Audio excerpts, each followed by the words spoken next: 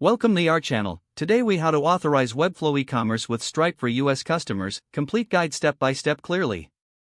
Begin by logging into your Webflow account. Navigate to your project dashboard. Select the project you want to set up for e-commerce. Once your project is opened, click on the Settings tab on the left sidebar. In the Settings menu, locate and select the e-commerce section. You will see an option to connect to a payment gateway. Click on the Connect Stripe button. You will be redirected to the Stripe website to authorize your account. If you do not have a Stripe account, click on Sign Up to create one. Follow the prompts to enter your business information and create your account. If you already have an account, enter your email and password to log in. Once logged in, Stripe may ask for additional verification. Complete any requested identity verification for security purposes. After verification, you will be prompted to allow Webflow access to your Stripe account. Review the permissions and click Authorize Access.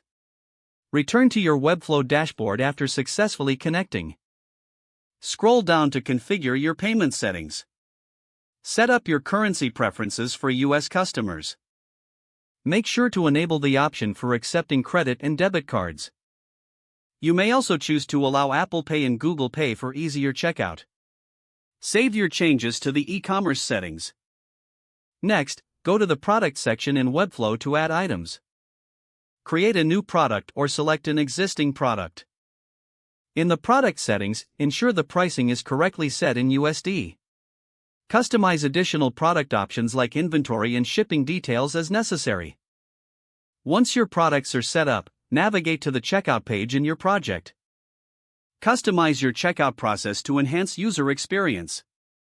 Add any necessary fields and adjust the layout to suit your brand. Finally, publish your changes to make the e-commerce site live.